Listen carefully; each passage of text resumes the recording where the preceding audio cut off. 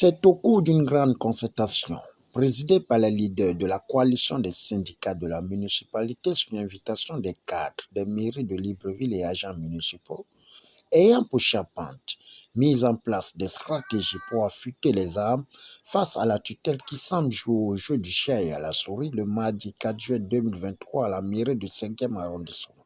Bien, nous sommes ici à la mairie du 5e arrondissement autour d'une grande concertation voulue et appelée par les cadres de la mairie de Libreville. C'est nous les leaders, oui, c'est nous qui présidons, mais il était question qu'on se retrouve pour donner de nouvelles formes à cette lutte. Donc nous avons échangé avec les cadres, avec les agents municipaux. Je crois qu'à partir de la semaine prochaine, si rien n'est fait du côté de la tutelle et du bureau du conseil, les choses risqueront d'aller encore un peu plus vite. Et nous avons bien peur de la grande paralysie de la mairie de Libreville. À la veille des élections, ce n'est pas bien.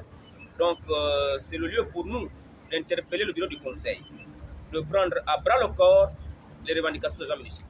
Bon, on ne va pas dire que c'est la tutelle qui fait le bras de fer, mais la tutelle est complice. Parce qu'on peut concevoir que Madame le maire va nous dire que lorsque la tutelle demande des choses ou encore que certaines choses soient faites, eh bien, Madame le maire s'exécute. Donc nous comprenons aisément que les blocages viennent de la tutelle. Le message à retenir, c'est que nous attendons. Nous avons posé les revendications, nous avons épuisé toutes les voies de recours.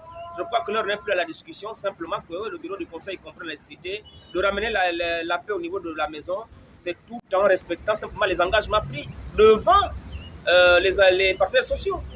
Après la précision de l'objectif de la rencontre, en projection des stratégies de faire reculer la tutelle face aux zones d'ombre des revendications, Madame Bikité Célestine, leader, et un cadre municipal ont donné leur avis, ainsi que 2 agents municipaux.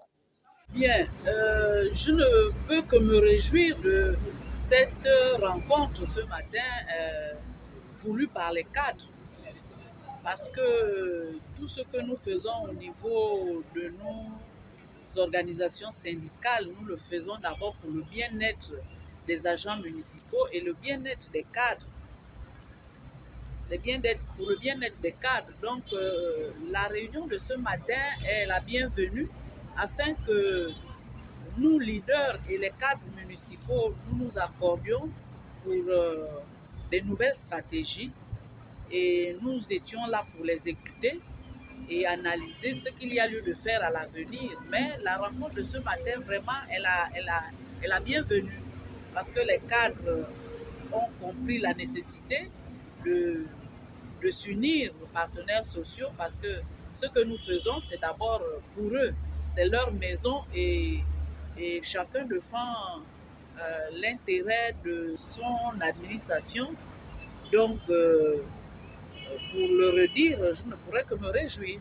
Je voudrais dire que l'initiative est très louable parce qu'il faut remarquer que ça fait un moment que la grève dure en année.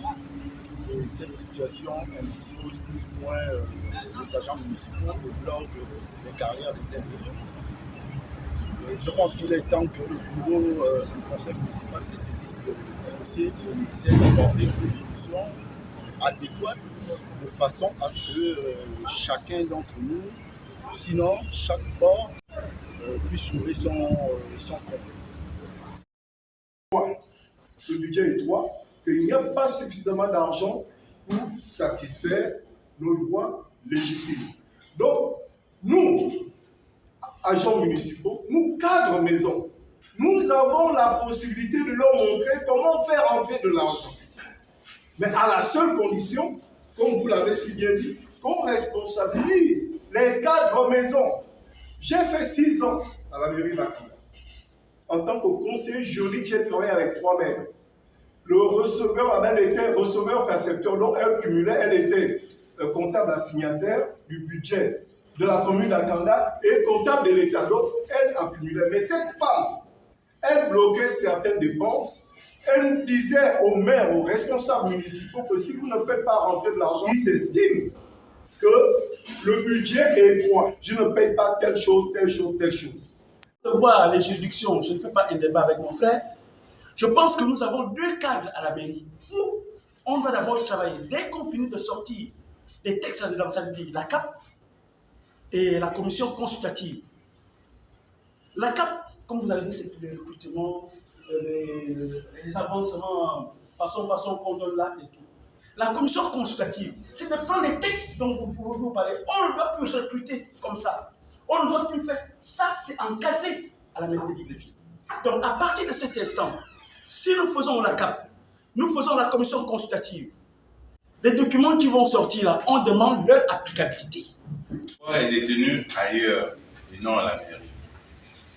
Les autres ont gagné les combats, c'est parce qu'ils ont été durs dans leur mouvement et unis. La seule chose qu'on peut demander aux agents municipaux pour le moment, c'est qu'on soit solidaires.